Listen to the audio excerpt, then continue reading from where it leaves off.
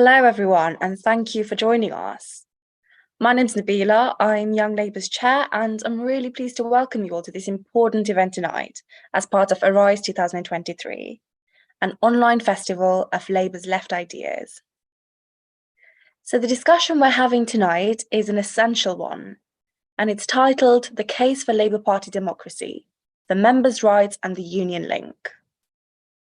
As many of you will be aware, we are here tonight to say we must stand up for Labour Party democracy, especially in light of growing concerns across our movement and beyond about the attack on members' rights, as illustrated by the blocking of Jamie Driscoll, who we will have joining us tonight.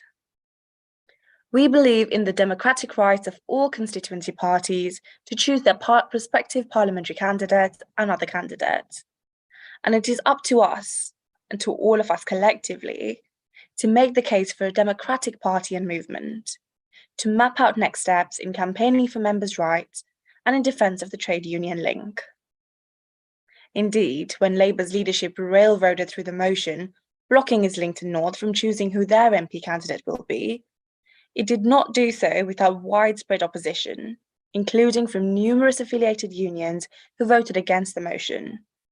This included Unite, CW, ASLEF, FBU and the TSSA, and Unison abstained. This response is illustrative of the grave concerns that are growing across the trade unions and our movement as a whole, at the continual attacks on democracy in Labour. Now, it isn't enough to just oppose these attacks. On the left and beyond, we need to work together much more consciously, proactively and cooperatively to present a unified response. And that's why today we've taken this initiative to bring together different parts of the left for an important discussion.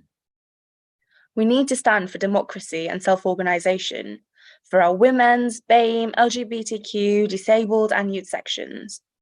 And I'm also pleased to have Disability Labour and others with us today who can address these key issues.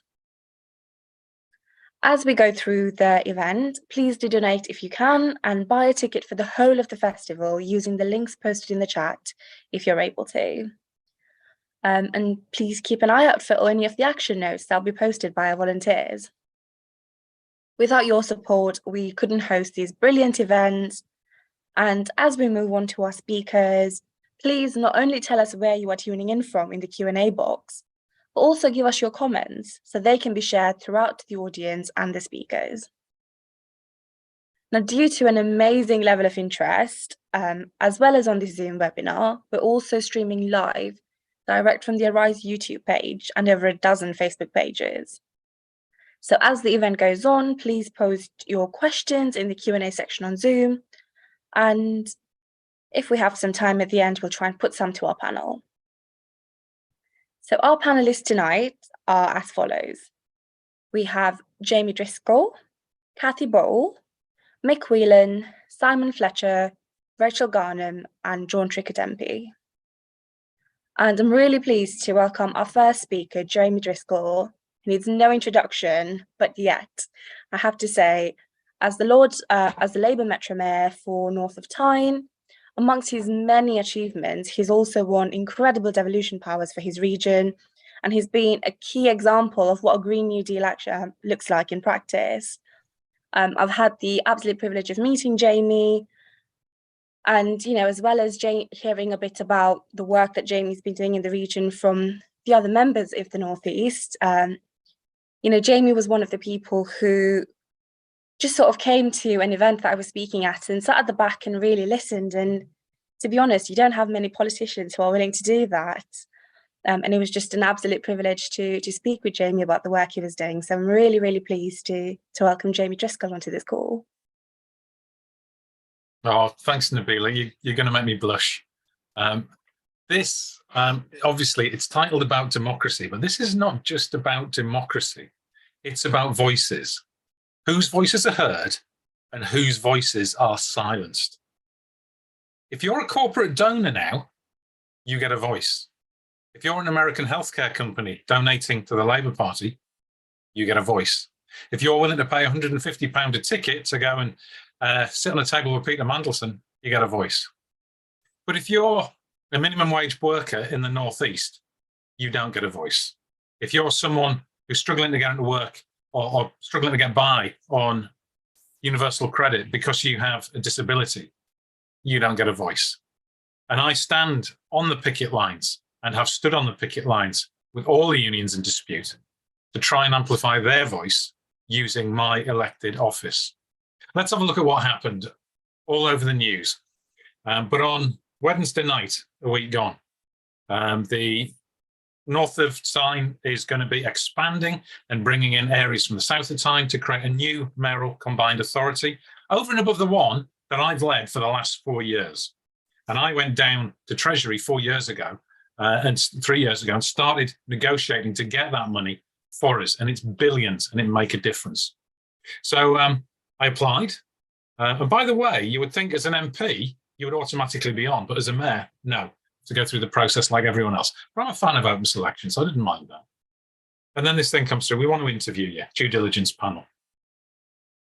On the Wednesday night, that comes through. Interview on the Thursday night. They'd obviously made the decision. Late on Friday night, comes through this email saying, thank you for applying. You have been unsuccessful. That's it. No explanation. No explanation. This is a pattern of behaviour. I've been asking for the data to contact members now since June 2020. This is over 3 years ago, and you automatically allowed it as a mayor to contact members. But there was excuse after excuse given. In January this year, I got an email from the regional director saying, you can only have access to contact members directly if you promise you will not run as a candidate in the future selection. Now, what's that if it's not a pattern of behaviour to try and exclude people? I asked the interview panel, I says, is there any disciplinary issue here? There's no disciplinary. And they said, by the way, it's not your competence either. Even they acknowledge I'm good at my job. And so I said, is this anything to do with anti-Semitism? No, we're not making any accusations of anti-Semitism. It's just about political judgment. Would you help us win an election? All right. So I had that interview. Then I get this email saying, you're not allowed to run. And then they start briefing. The same people who haven't briefed any of the good work I've done start briefing, especially starting the panel with Ken Loach. And that line changed, by the way, when I pointed out on the BBC that Keir Starmer has also sat on a panel with Ken Loach. And Keir Starmer actually has been in a Ken Loach film, which I never have. And David Lammy has written articles praising Ken Loach's work. And the BBC funded Ken Loach's recent film. So that's now actually disappeared from it. For the record, by the way, Ken Loach is not anti-Semitic, and he was not expelled from the Labour Party for anti-Semitism. He was expelled for the Labour Party for challenging the process that people weren't allowed to see the evidence against them and weren't allowed rights of appeal. Basic tenets of natural justice. Ken Loach's last 3 feature films, though, have been set in the Northeast and have been about social justice and the integration of refugees, things that the Labour Party should be championing. Anyway, so then they shifted the argument to, oh, well, candidates have to be of the highest standard. Now, it was interesting that I've been praised cross-party for not playing daft political games with my office and bringing in everybody, to the extent that local Tories have been on the telly saying, Jamie's good at his job. I don't know why the Labour Party's having go with him. Independents have put motions into councils. The standard tactic of people on the left is that the establishment tries to rubbish them. They say the fringe people. They say that they aren't any good in power, that they don't know what they're doing. And they've been unable to do that because I've been in power and demonstrated that track record. I've demonstrated value for money. Adult education enrolments, I've increased from 22,000 a year to 33,000 a year for the same budget. Now that is better public services. When does a branch of government ever get a 50% increase in value for money? So I've done it. So no one is able to attract my record. And party members have been outraged by this. 22 constituencies in the area of this new mayoral combined authority. 11 have not nominated, despite the fact there have been threats of disciplinary action and legal cases brought against members. And of the 11 that have, there have been more walkouts, there have been dubious situations about chairs putting through nominations when it hasn't. And in one case, in Tynemouth CLP, a lot of the delegates it was on Zoom, so they were obviously very easy to silence. And they wore Jamie Driscoll masks, which I thought was wonderful. So that's the innovation of the left. And then, of course, Baroness Chapman came out on telly and said, tough, it's right that the Labour leadership gets to choose who the candidates are, and then local members can decide. But this is not about me. It's about power and who exercises. Who gets to say what is legitimate debate? And here's why. That next Labour government, and I do want rid of this venal Tory government that has brought through austerity, that's led to deaths from poverty, that's led to crumbling public services. We absolutely want rid of that Tory government. But the next Labour government is going to inherit a public sector that hasn't had pay rises in years, utilities that are creaming off money from our country and shipping it abroad through tax havens, a transport system that's in crisis because of underinvestment and low morale. 2 years into that Labour government, if they don't fix these things, we know what's going to happen. There will be massive uprisings, and that Labour government will be very unpopular. And whoever's leader, there will be a surge in the Labour Party to say, no, we voted for a leader who actually was standing on progressive policies, and that's what we want again. So that clique in the London HQ who wants rid of people like me, I know they want rid of anyone who's a progressive voice so that we don't see the Labour Party return to that kind of leadership. And this is about devolution, because I've shown what can be done. I've got a plan in my manifesto for developing a total transport network where buses, the metro system and heavy rail are integrated with joint ticketing, with publicly owned car clubs, with active travel, that is going to be enabled to get everybody under 18 free transport, that's going to directly tackle the climate emergency. And I've been through this with my officers, and they know it can be done. I'm promising to run on a platform of full employment. I've already created 5,000 jobs and protected another 3,200. That's a lot of jobs. That's economic competence in action. And for the first time, there was news came out today, for the first time in recorded history, the North East now has below the national rate of unemployment. We're delivering this. And that makes me dangerous. So I'm going to need your help to fight this. So sign up. I'm sure that the links will be in the chat. Have a look at my website. Follow me on Twitter and Facebook. Sign the open letter to campaign for me. Because we face a world where if you're under 40, your chances of ever owning a home are gone. We're facing a world where there's an increasing casualisation of labour, where trade union rights are being eroded, where we're seeing minimum service levels, so-called. Basically, you don't have a right to strike. And if you do strike, you can be sacked. We're seeing a climate emergency hurtling towards us like a juggernaut, which is going to leave my kids growing in a very different world from mine. And we're seeing freedom of protest eroded, where, frankly, if you look at a police officer the wrong way, you'll be able to be arrested. And the only choices on the political agenda, unless we fight this, are going to be dark money and corporate sponsors and openly saying that we're going to fund the private sector to run the NHS. And if I'm dangerous, because I say in power, with a record of economic competence, you know, let's look at our water industry. In the Northeast, we have Northumbria Water. They make a profit of 200 million a year that gets shipped to a Hong Kong billionaire. And at the same time, they are pumping feces and urine untreated into the water that our kids play in and swim in. And you know what? Am I the only one saying, well, should we not move that 200 million quid a year from the profit to fix that problem? And that resonates with the public. And that will start a groundswell, because it's not me the fear, it's you, a confident labour movement, a confident public asking these questions. And what they want from the Labour Party is Orwellian. They want Animal Farm. They want Labour members to pop up and not say 4 legs good, 2 legs bad. They want the Labour members that are going to pop up and say 4 legs good, 2 legs better. They just want the Labour Party to be cheerleaders for corporate interests. And that's the choice. It's about a politics of democracy and debate where people of ordinary means get their voices heard through the ballot box, or it's a politics bought by the rich. And if we can show socialists in power deliver a better life, we can show it can be done in the Northeast, we can show it can be done anywhere. And that's what terrifies them. Cheers. Thank you very much, Jamie, and thank you so much for joining us. As Jamie mentioned, there are links in the chat where you can sign the open letter in support of Jamie, and you can also support his campaign by contributing to his campaign fund. And I just wanted to touch on something you said about, you know, the state of the world that your children will grow up in. And I think that's such an important point, because for the first time in 100 years, my generation will have worse living conditions than the generation before us. And, you know, we've seen that socialists in power can make a difference. And as the left of the Labour Party, that is absolutely what we should be championing. So we're really pleased that you were able to join us. Thank you. Thanks, Nabeela. We now have a very quick announcement from an Arise volunteer. And so if I could just introduce Matt for a minute. Hello, everyone. Thank you, Jamie. Thank you to all other speakers coming up too, and thank you to Nabeela for chairing. As has been mentioned already, this is part of the Arise Online Festival, and I would urge you to grab a ticket now to help with the cost of this amazing month of events if you haven't got one already. They start at just £4, but I'm mainly going to do a different kind of action point today, if you like, and that's around campaigning on party democracy.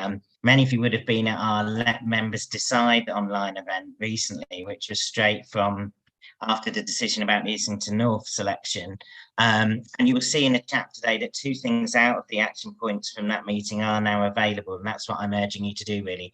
One is a model motion called Let Members Decide, which you can take to your local Labour Party or CLP, but can also be amended for some trade unions, I think, and the statement accompanying it that you can sign as an individual if you're not in the Labour Party, if you don't want to take it to a meeting and so on. It is really important to actually take up these practical steps and make our voices heard. And the massive backlash over what's happened to Jamie, which we just heard about, and our petition on letting Islington North members decide, shows just how many people we can reach and agree with us on the principle of democracy in our party.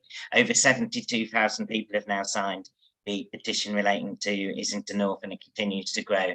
There's also this important open letter that you can take a look at around Jamie's situation, which he has mentioned. These new Let Members Decide initiatives have been crafted in such a way to address the broad issue of democracy and members' rights and the union link, and to unite as many forces as we can to stand up against these anti-democratic attacks. So please do look at them, and please do take them and do with them what you can. Finally, also, please do donate generously on this call if you can to our events and campaigning. Our regular programme of events cost thousands to put on throughout the year in tech costs alone. So please do give what you can. If everyone on this call donated £10, you can imagine that would make a massive difference to where we're at and enable us to keep hosting these important campaign initiatives. Please do, though, and that's the main point here, please do support the Let Members Decide motion. Please do sign a statement, and please do speak out and fight back against these stitch-ups. Thank you. Thank you, Matt. Our next speaker is the Chair of Disability Labour, Cathy Bole.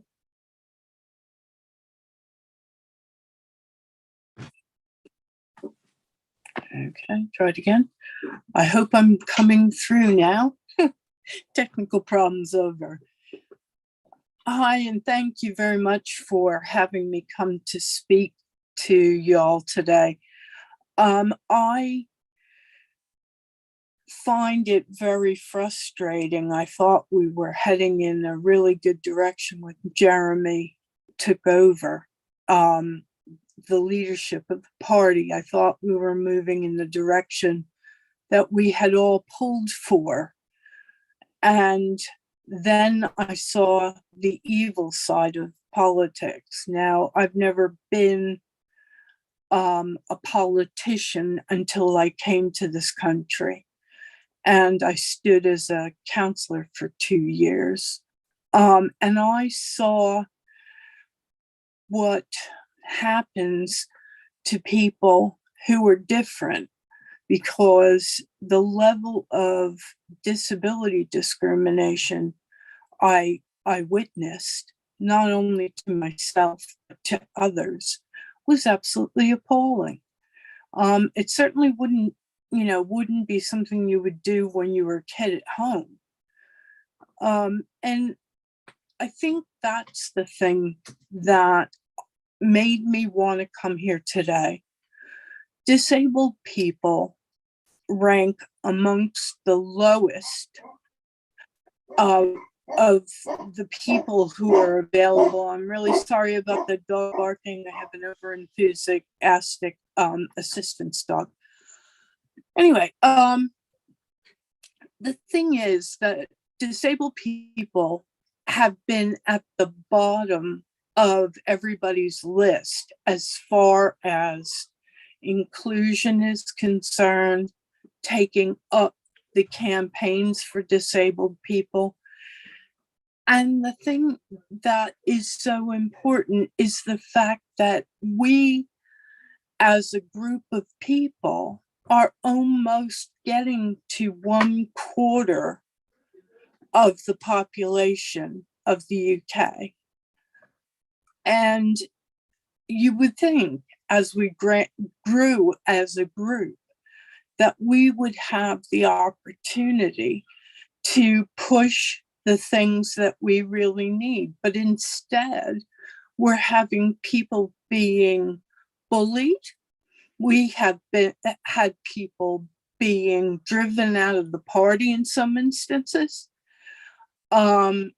People making excuses that somebody liked something on a Facebook page 100 years ago, and they were then expelled from the party.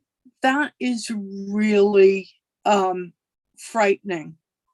I often think about that poem about, they came for the communists, they came for the socialists, and then they came for me, and there was no one to stand up for me.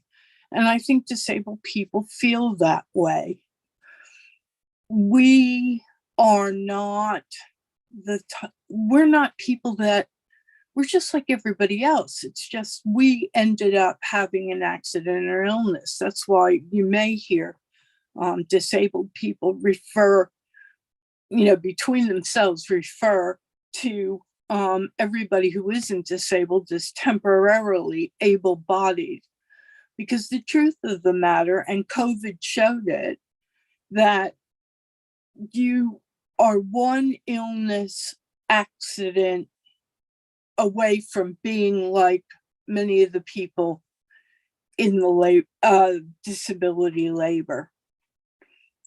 And we just found out at our AGM that we were being granted to be the official voice of disabled members.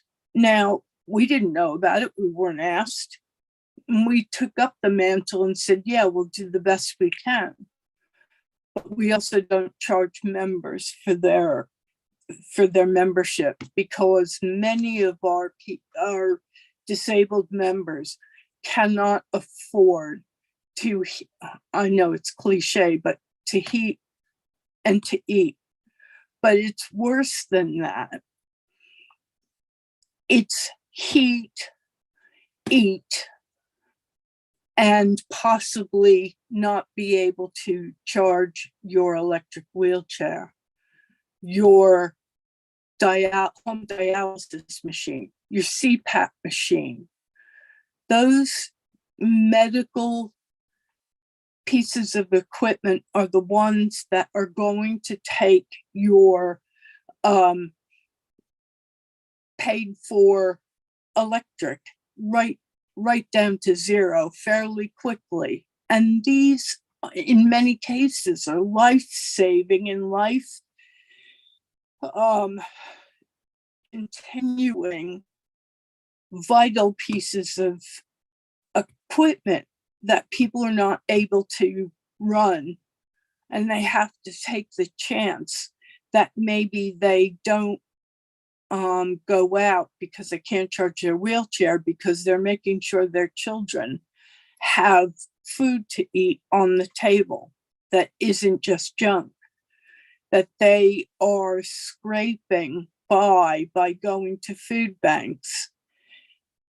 And if that's happening to people who work and people who are the ones that we talk about, a party of working people, well, quite frankly, I've had a lot to say about that. And the fact is that it should be, we are the party of people who care about people, because it shouldn't matter whether you can work or not. Nobody chooses to be disabled. I know the Lost Voice guy always talks about he's only in it for the parking.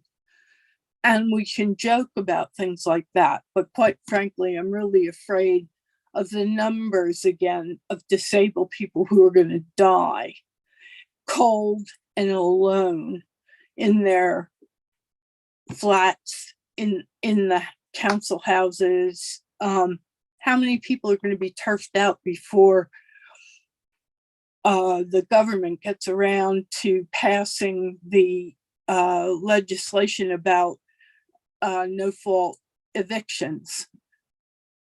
Now, I was able to work up until 2019, so just about the pandemic time.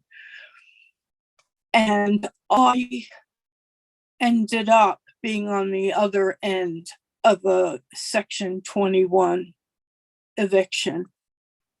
And it is the scariest thing I have ever had happen to me in my life. And I did all the things that people say are the right things to do. Nobody talked about a pandemic. Nobody talked about the prices of everything going through the roof. And then I was told that I would be, quite possibly out on the streets with the bailiffs at the door. And I hear from so many disabled people who have been through similar. Think about that. If you have generalized anxiety disorder, it's not good for anybody's mental health. We have to bond together. We need people who are not disabled to join with disabled people to make our voices heard, because sometimes disabled people don't have a voice at all. And we've been pushing. Now, one of the things I have to tell you about disability labor is that we don't necessarily play factional politics. Disability comes first. It doesn't matter what side of the party you were on. We're disabled first. And that has to continue. Now, I have my own opinions. That's why I'm here. I have my own voice. But I am privileged to be able to come and speak on things like this, this festival, and be able to be on a panel like this with the people that have been drawn to speak to you tonight. We need each other.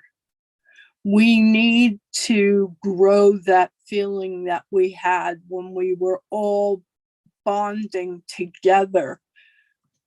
I don't necessarily think disabled people need anybody going out and clapping out on the roadside, but we do need to have numbers of people showing their displeasure that being disabled doesn't do much for you in the Labour Party. And I'm afraid to say that. I mean, we've been working really hard, and there are MPs that are working with us and talking with us, but it's just talking.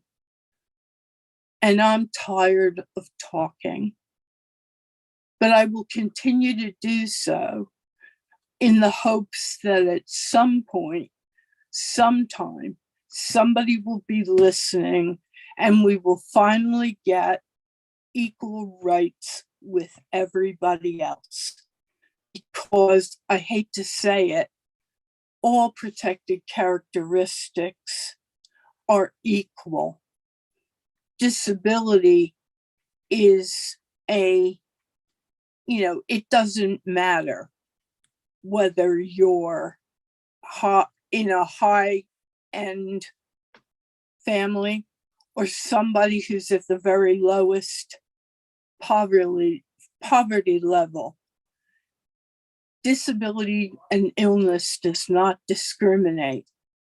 And I don't think it's fair that disabled people are being talked about as less than. We are not less than. We are equal to.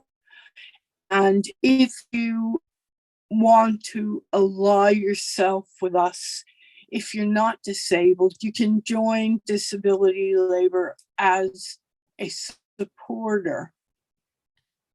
I mean, our members get votes, but our supporters are very, very important.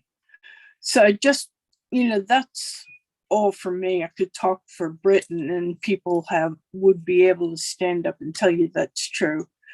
But thank you for having me. And let's take this on together, all of us together. Thank you.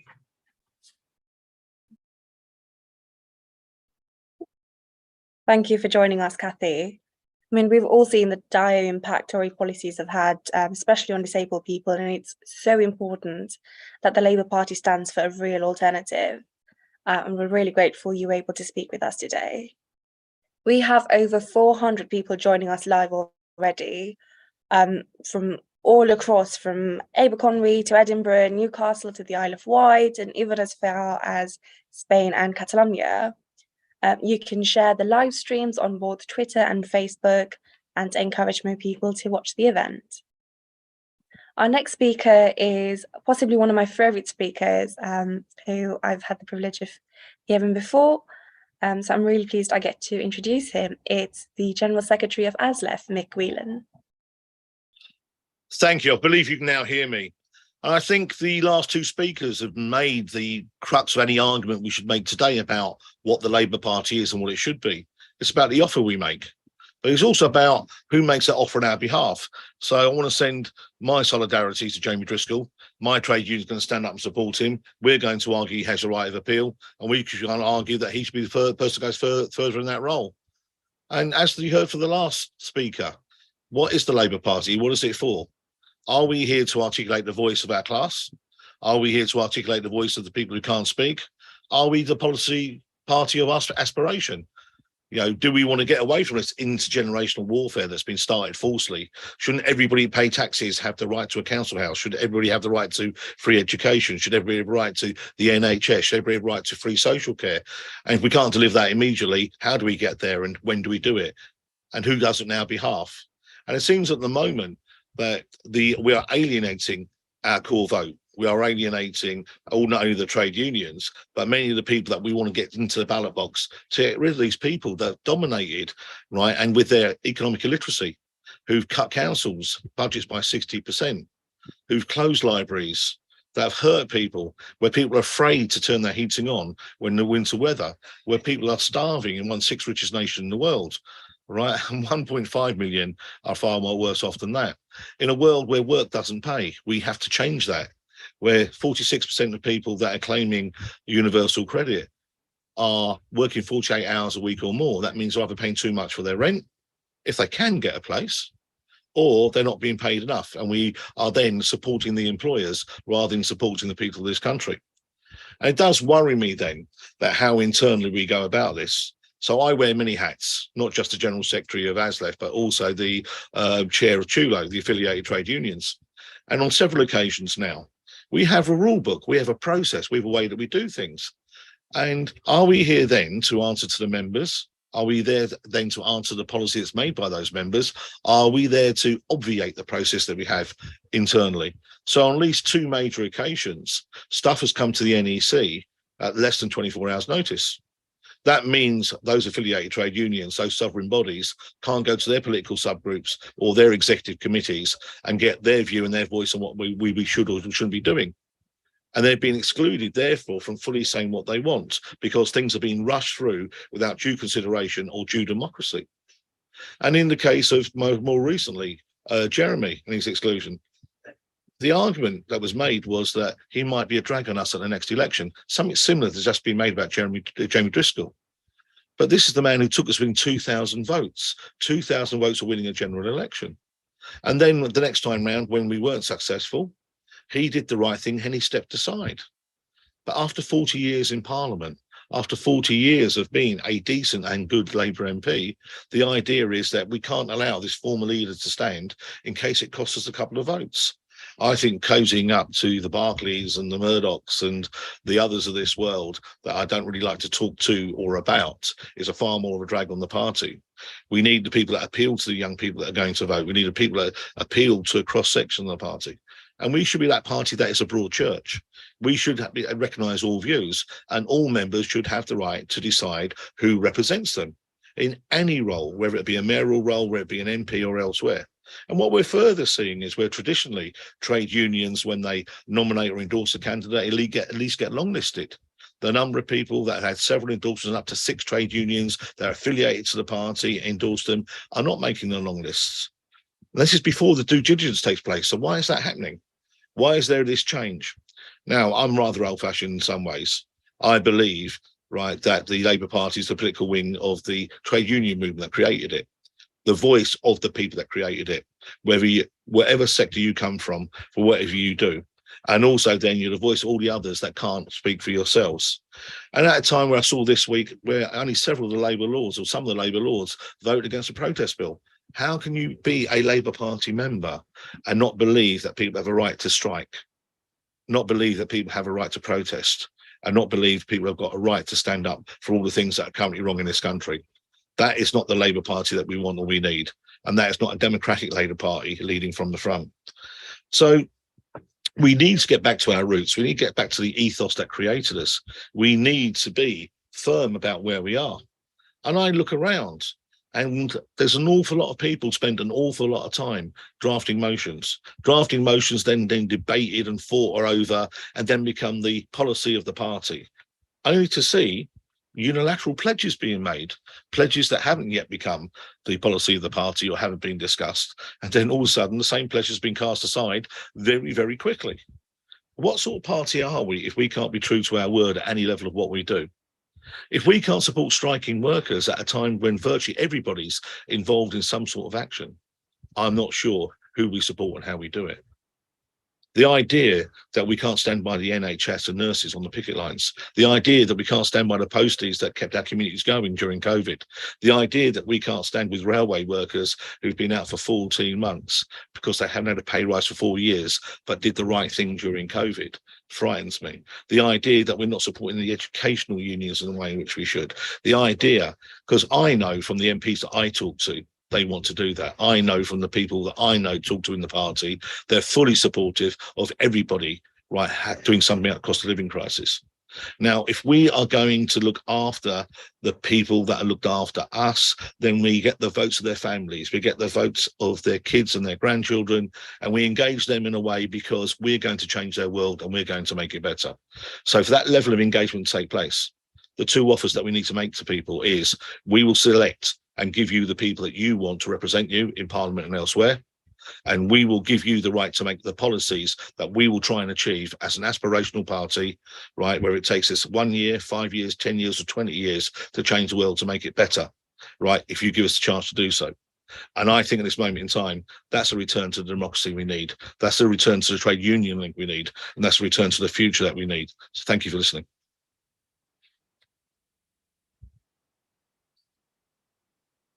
Thank you, Mick, and thank you for all that you do in our trade unions and on the NEC.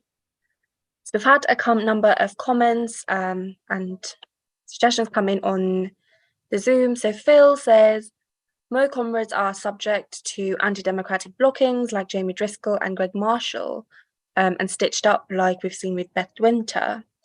Can we collectivise these struggles and challenge the leadership more effectively? David from Mid Wales is a member of Doctors in Unite and says, worried some recent Labour decisions are putting people off so close to a general election. And we've also had lots of members send in their solidarity. Mick, you've got compliments on your T-shirt as well, and someone would like to know where you got it. Thank you, sir, from a website in America.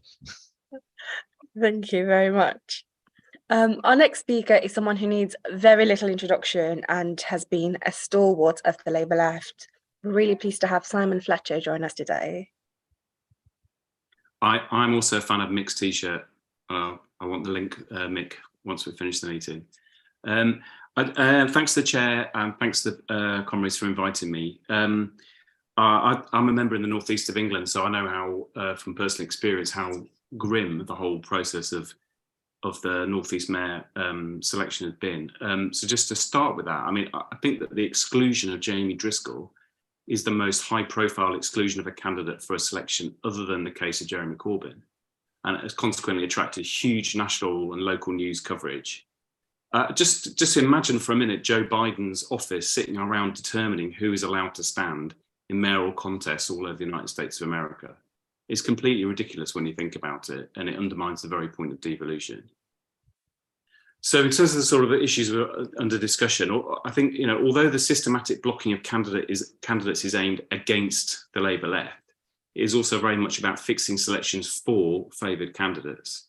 So forces significantly beyond the campaign group left are being hit by the exclusions. And that also means many candidates supported by the trade union movement, as Mick has just referred to, are unable to get onto long lists and short lists. And that is why it's very welcome that this event tonight involves the connected issues of Labour Party democracy, members' rights, and the union link. The key thing in all of this is that long-established norms of the party are being torn up. The party's democratic norms were themselves built on Labour movement norms inherited from the trade unions and the socialist bodies that formed the Labour Party. Every Democrat, not just the left, has an interest in pushing back against the erosion of these norms. Or to put it the other way around, not to push back cedes the ground to machine politics and drags the whole position down. When we view the exclusion of candidates from Labour Party selections, I think there are broadly three ways to look at them. One, some people who are a minority within the party support each exclusion of every single candidate in all circumstances within a framework of saying that it proves that Keir Starmer is making the Labour Party electable. Supporters of this view seek to impose the terms of how the exclusions are made, not through open explanations in transparent and accountable party bodies, but in briefings to the media or allies in the party. Secondly, a larger body of opinion takes each case individually and judges it on specific arguments. But these are often based on lines that have been briefed out by the machine, i.e. that they've determined the framework, and within the framework of the restrictive procedures that as they currently stand. The problem with this approach is that it tends not to attempt to place these developments with any theory about what's happening, or their place in any historical framework, or any sense of a process that is unfolding. In reality, the big shift against members' rights has happened in the last 2 years since the parliamentary selections got underway. And what we are seeing includes candidates with broad Labour movement support blocked from standing for parliamentary selections with the effective imposition of shortlists, suspension or expulsion based upon retrospective application of prescribed groupings or publications, numerous council candidates blocked from seeking reselection, and ignoring conference policy decisions such as support for inflation proofing the public sector pay. And that's what I mean by the erosion of democratic norms. Under the present NEC, the central party has granted itself new powers to decide in advance who is permitted to stand for selection to be an MP, and they're being completely abused. Multiple former leaders of the Labour Party and leading figures in the party in the past would never have made it into Parliament in the first place if these rules had applied in the past. To take some recent cases, and one of these was alluded to just now. Broxtowe, Labour councillor Greg Marshall was barred from contesting the Labour selection. He was backed by 8 unions. He had attracted broad political support from Labour parliamentarians, by no means only on the left. Bolton North East, the chair of the North West Party, Lee Drennan, was blocked from standing, although he had the support of Unite, GMB, Unison and CWU. Milton Keynes North, Lauren Townsend, a local council cabinet member, was endorsed by several trade unions, including ASLEF, the FPU, CWU, Unison and TSSA. She was blocked. Now the latest high-profile example is the mayoral selection for the whole of the North East of England, and so on. I said there were 3 approaches. A third approach is to view the exclusions and the impositions in terms of the overall line of march, i.e. where these stand within the history and the direction of the Labour movement, where this is taking us and what the overall implications are, not only for the party as a whole, but in relation to the wider movement and politics more generally. By approaching it on this basis, we're able to take a step back and look at the full picture. So I think the process itself has to be opposed, and alliances need to be built to overturn it. It's especially important to have Mick Whelan here because the unions are central to this debate. The Labour Party was established to ensure that candidates backed by the trade union movement could be elected into Parliament. But candidates backed by the unions are now repeatedly blocked. So the opposition to machine politics has to involve an alliance between the left, all those who wish to protect members' rights, and the trade union movement. Why does all this matter? It's not some sort of niche internal party thing, I think. And there's a number of reasons, but I want to zero in on just one before I finish. In a recent Politics Home podcast, in a discussion with the journalist Michael Crick, NEC member Lou Gaykhurst elaborated on the thinking behind the due diligence panels of the NEC, which is the panel that's been excluded, panel process that's been excluding candidates. The key point setting out the vetting ethos, as articulated in this interview, is as follows. He says, if we're in a very tight parliament, a hung parliament situation, or a very narrow Labour majority in the next election, I don't want to allow people to become Labour MPs that effectively are not solid votes for the Labour Party. They've got an agenda that's about, damaging Keir Starmer and his leadership, or about, constantly voting against us. And he precedes that point by saying factors include previous behaviour as a politician, and including possibly if applicants have been publicly disrespectful of the current leadership and done it not in a polite way, but in a damaging and disruptive way. This, of course, is a highly subjective political judgment, and it goes on to raise whether other things include whether they have a record of breaking the whip or an implication that they might break the whip. All of these constitute very broad and subjective criteria. And what is being set out here quite openly is an intention to predetermine the composition of the next parliament, to insulate it from opinion that on some matters may differ at some point from that of the party leadership. And that has real consequences. The most famous occasion during which Labour MPs rebelled under the Tony Blair government was on Iraq. It was an important debate. It was essential this debate was reflected within the Parliamentary Labour Party itself. And by the way, of course, the rebels were 100% right and the government was wrong. And to be clear, if this same ethos had prevailed in the past, it would have reduced the presence of legitimate concerns over the build-up to war in 2003. A range of opinions in the PLP strengthens it and not weakens it, and is it healthy for politics? So just some sort of concluding points. First of all, take the actions mentioned just before some of these contributions set out by Matt.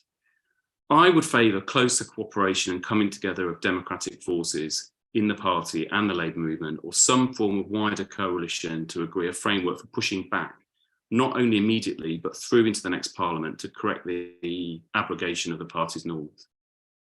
I haven't really been able to go into how this stuff connects, apart from the historic example of Iraq, how this stuff connects to policy and some of the recent things that we've seen around the fiscal rule, the spending on the £28 billion spending on the Green Prosperity Plan, or the shift of position on childcare. But I think these things are, internal party democracy is not disconnected from those wider issues, and we should perhaps talk about it further. I mean, just to conclude, each candidate exclusion advances the machine politics of command and control, and each time this is pushed back advances a more pluralist position based on the Labour movement's democratic norms. And I'll leave it there. Thank you very much, Simon. You might have seen in the chat that we have the Let Members Decide petition, and we would encourage as many people on the call to sign it, and if you've already signed it, to please share it. Our next speaker is Rachel Garnham from the Campaign for Labour Party Democracy, who have long been working to maintain democracy and centre the voice of members in the Labour Party. Thanks for joining us, Rachel. Thanks, Nabeela, and thanks to Arise for inviting me and putting on this brilliant festival. Previously been involved in the discussions on Sylvia Pankhurst and on Ireland, and I feel this is a slightly more negative discussion, unfortunately, but it does show that there's aspects of hope out there. So I bring with me, as co-chair of the Campaign for Labour Party Democracy, a 50-year legacy of trying to get Labour representatives who are the choice of local members, and a political programme that represents the agreed policy of annual conference as decided by individual members and trade unions. Hasten to add, I have not been involved for all those 50 years, but this has never been easy, and we are in a better place than we were 50 years ago when CLPD was founded, and Labour Party democracy is not dead yet, despite the best efforts of the current leadership to trash it. This is a long battle, and getting the establishment to give power to ordinary people is never easy. So I wanted to make 3 points. I've always made the argument that members are best placed to decide who represents them. That's previous speakers have gone into this a bit. I mean, I think it's basic common sense that we know who our communities will warm to, who has the qualities needed to succeed in our areas, and who share our priorities for local communities. Of course, Jamie is the most recent high-profile victim of headquarters control freakery. But I'm currently experiencing this firsthand in my own CLP, where we have a by-election with the supposed stepping down of Nadine Dorries if she ever disappears. Not that she ever appears in mid-beds, but it appears that we'll have to choose between just 2 candidates imported from London. We don't know. No one's told us, but 2 have been in touch with apparently a favoured son. But we have very decent local candidates, not all of whom I see eye to eye politically with, but they've been excluded too. And it's depressing, outsider. It proves to me that factionalism matters far more than actually winning elections. The Starmerites claim to be the election winners. They care very little, it seems, about winning elections. And needless to say, the rulebook has not been followed in terms of having a CLP majority on the shortlisting panel. Of course, it's much worse in Jamie's situation, as he says, because there is so much at stake. You have someone as mayor who has a programme and a framework for desperately needed transformational change, or you can have the opposite. So in Islington North, in Mid-Bedfordshire, in the North East Mayoral region, in Broxtowe, Milton Keynes North, Peterborough, Stroud, so many places, Kensington, Labour would do better if members were allowed to decide. And I do urge people to keep up the fight for Jamie, for Jeremy, for Diane, to have the wit restored. And, these are the Labour candidates we need. Secondly, I wanted to talk about policy. This is an ongoing fight for what the next Labour government will do in office, and I genuinely believe this is still in flux, and there is a fight to be had. The more we campaign inside and outside the Labour Party for the policies that we desperately need to transform Britain, the more chance we have of having an impact. There are still some good things in Labour's programme. There were some good things implemented by the Blair-Brown government of '97, but none of them come without a fight, and in particular a fight by the unions, backed up by grassroots members. And that's what is needed now, when only, this, as has been mentioned before, this week, Reeves, who appears to be economically illiterate, despite everything that's said about her, has rolled back pledges on investment in green infrastructure and on childcare, 2 areas which are essential to growing the economy. And it beggars belief, really. Wes Streeting is insistent that the private sector provides solutions to the crisis in the NHS, when what is needed is proper investment, an end to privatisation, and a decent pay rise for NHS workers. And as has previously been said, well, Labour is rightly on the attack about water companies' underinvestment causing sewage to be pumped into our waterways. The front bench is ideologically opposed to the obvious and necessary solution of renationalisation. So we're all fighting on this. Some of us were elected on a grassroots platform to the National Policy Forum, and we're doing our best to use that process we have available to advocate for conference policy. So we've submitted a whole host of amendments to the draft document to strengthen Labour's policies on issues such as ending private sector involvement in the NHS, reversing academisation of schools, ending tuition fees, building more council housing, repealing regressive Tory legislation on migration and asylum rights, And while the odds are stacked against us in this deeply undemocratic process, we can but try to ensure that common sense prevails on these key policies. So enabling members individually and collectively through trade unions and socialist societies to select candidates and make policy is not just right in principle and in the rule book, it's actually essential to a healthy, vibrant and inspiring party. How can we go out on the doorstep and advocate for a party that excludes people and that doesn't put forward a platform that people can recognise as making real change to their lives? Democracy in the party ensures we draw on the strengths and knowledge of hundreds of thousands of people who are in touch with the hopes, needs and concerns of their communities. It should be an enormous strength and not the millstone it apparently appears to be for Starmer. And without democracy, the party becomes sclerotic, out of touch and actually destined in the end to lose. So I'm going to finish with what I hope are some principles for a positive way forward. Firstly, be patient. As I said earlier, CLPD has been around for 50 years. When it was founded, there were no trigger ballots and the leader was elected by MPs. We have made progress. We have also been pushed back, but not as far back as we could be. And I also think that things are so bad that Keir is so awful that the situation really can't last forever. But that doesn't mean we need to be patient about campaigning for the things we want and advocating for the candidates we need. Secondly, be inclusive and reach out. As under Blair in particular and Brown and Miliband too, there are thousands of members who may not call themselves socialists and may not fight for the transformative policies we believe in, but they want the opportunity to democratically select their own candidates for election. They'd like their local candidates and they want Labour to put forward a policy programme that is not conservative and will genuinely make a difference to people's lives and provide hope for the future.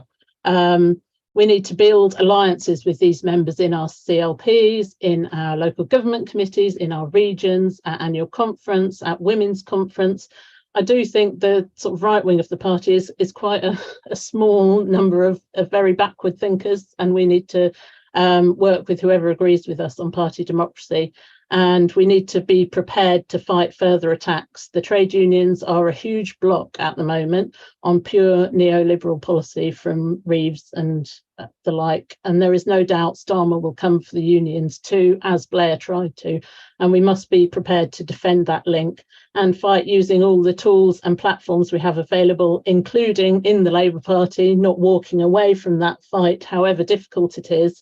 And some very concrete things that you can do before the deadline of 23rd of June is get your delegates to Labour Party conference, get your rule changes and your nominations in for left candidates.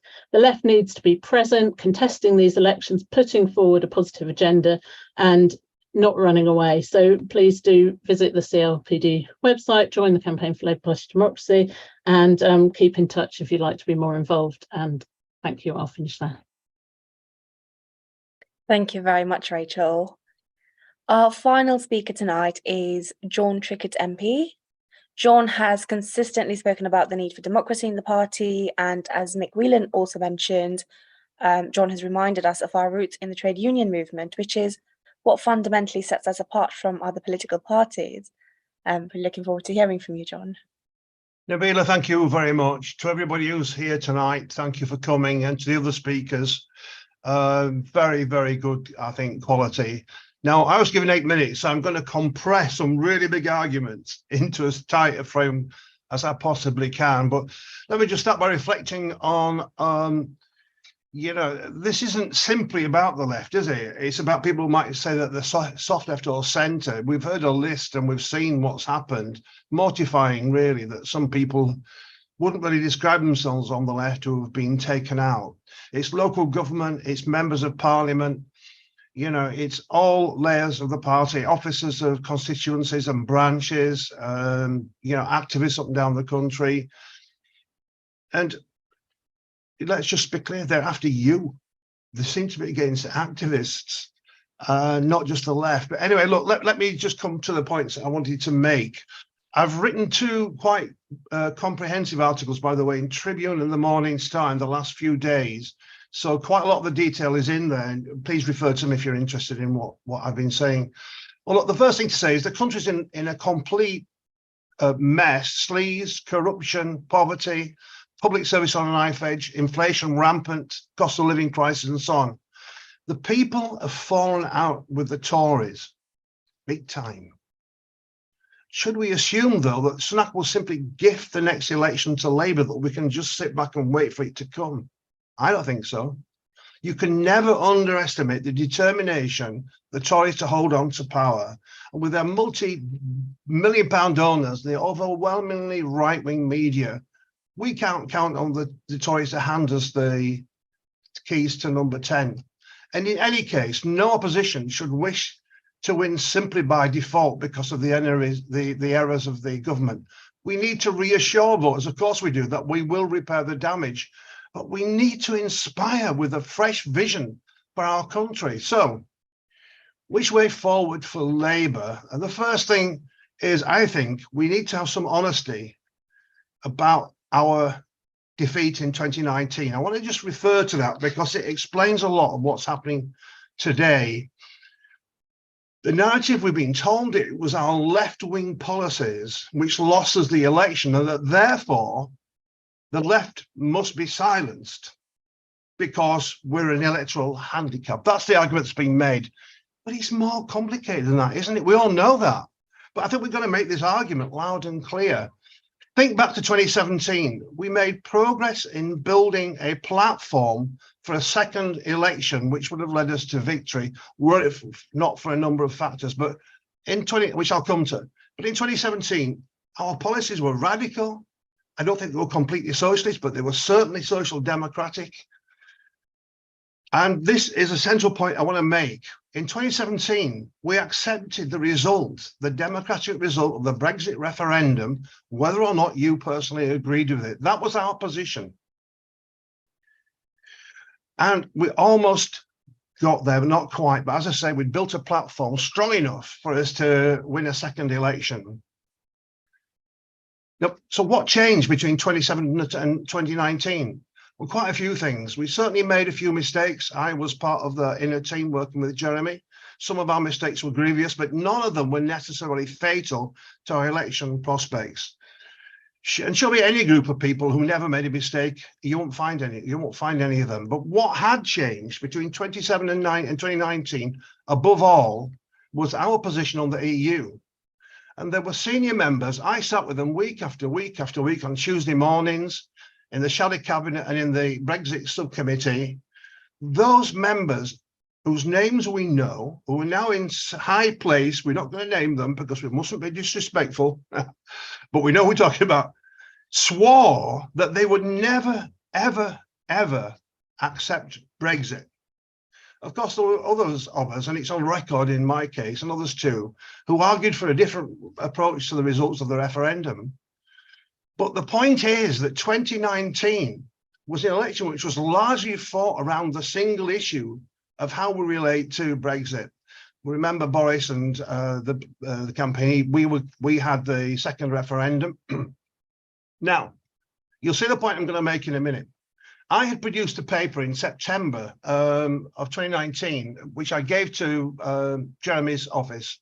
It showed that there were 51 Labour seats which were in danger if we didn't change our position on Brexit. But it was quite hard because, as I've just said, there were some very big players inside that shadow cabinet who were dead against doing anything in relation to that. Well, look, I predicted there were 51 Labour seats which were in danger.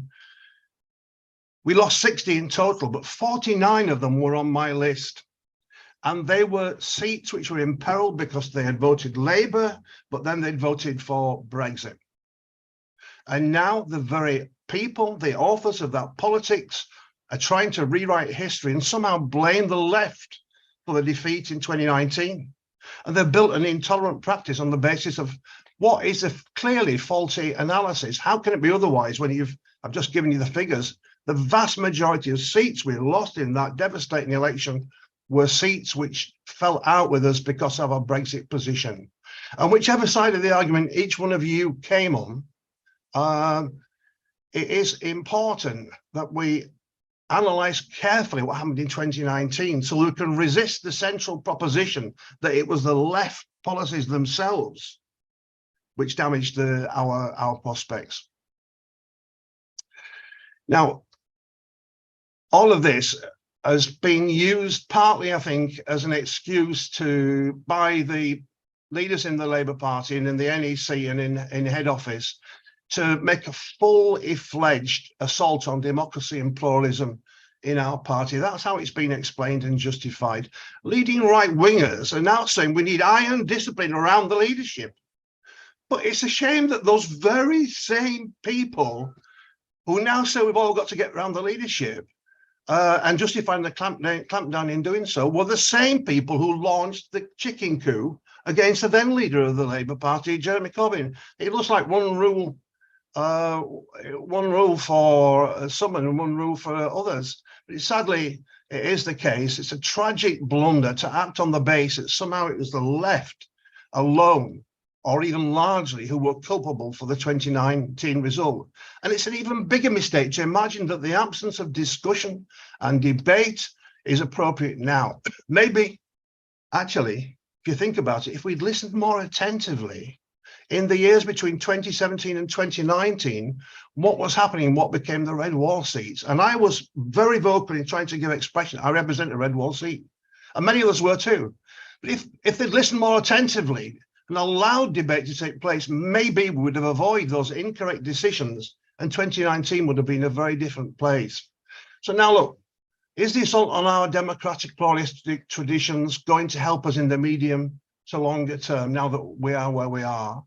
And I think not. And I think I'm going to give you 5 quick reasons why I think this is the wrong course of action, because you've heard lots of the detail in the other speakers' propositions.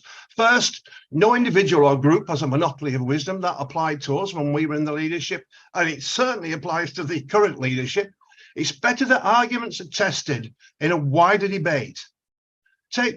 And that's what democracy is, and pluralism in the party. Take, for example, recent announcements in the last few days, all been made because of our new fiscal position, which was never debated with any of us. But we have dropped the promise of universal childcare. We've postponed, maybe for a long time, the green renewal, and so on and so forth. All of these have real implications for the electorate. If we want to build a majority, you have to have these people voting for you, but we've just dropped them on the basis of a fiscal envelope, which has never been debated itself. Secondly, we live in a very complicated society, lots of contested points of view, but it's wrong to imagine that the whole population, and this is what some people in the leadership seem to imagine, that the whole population somehow inhabits a place to the right and the centre right of political debate. It simply isn't true. We showed that in 2017. A significant section of voters, millions in fact, are liberal-minded and on the left. Our policies appeal to them, and the more the leadership abandons those policies, the more it places the party at great risk of losing what will be a vital section of the coalition of voters. Third, tens of thousands of our members have felt unwanted or rejected. Some were expelled, a huge number more left.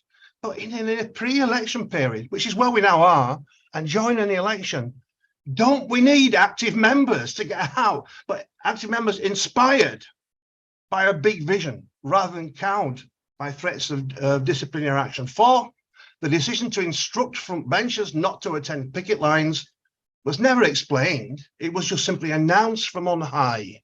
But don't we need active trade unionists to persuade their workmates to join the big movement to change whenever the election comes? And don't we, by the way, need the trade union leaders and all the trade unions themselves to feel a part of the Labour family, which embraces their hopes and aspirations too for their organisations? And 5th and final point, members need to be free to choose their elected representatives. Not to do so implies that there's a very small group at the central power who has all of the wisdom to decide what every single village, town, city, region in our massively heterogeneous country needs. They have the wisdom to decide who the candidates should be rather than local people. But don't we need a heterogeneous PLP? Don't we need a PLP that represents different demographic characteristics, the north, the south, women, men, peoples with different sexualities, so on and so forth? But it's unlikely, and I've been told this by somebody quite senior, that a person from my background, remember I'm a socialist plumber, person from my background, would ever again get into Parliament. A homogeneous PLP would simply not reflect the life, the diversity, the vitality of a great country like ours. And yet somehow half a dozen people or less are deciding who should be our mayors, our MPs, our councillors. So tonight can be and ought to be the moment when we make a stand, or start to make a stand. The first phase of this is to tell the truth, as I've tried to do, to defend our record in a non-confrontational way, but insist on our principles, because we are as much a part of the Labour family as anybody else. We can't be confident, by the way, that our analysis of late-stage capitalism in Britain is the correct one, and that we need to break with neoliberalism if we want a successful Labour government. Tonight, we planted our flag. It's a deep red flag. There are many of us. We should be confident of that. We should be confident of our politics, our principles, and our capacity to organise in the movement. Let's make sure we do it. And thanks very much. Thank you so much for joining us, John, and for your inspiring words as ever. And thank you to everyone for participating at tonight's event and this brilliant ongoing Festival of Ideas, which runs right through to the 28th of June. If you're able to buy a ticket for the whole festival, please do so, because without your support, we just wouldn't be able to host these very vital discussions. So for your information, the next Arise events include a major discussion on Latin America next Monday, and an important session with Richard Bergen MP on socialist economics next Wednesday. As we've heard from all our wonderful speakers today, a better socialist future is possible. We have a world to win, so let's go on together and do it. Thank you for joining us.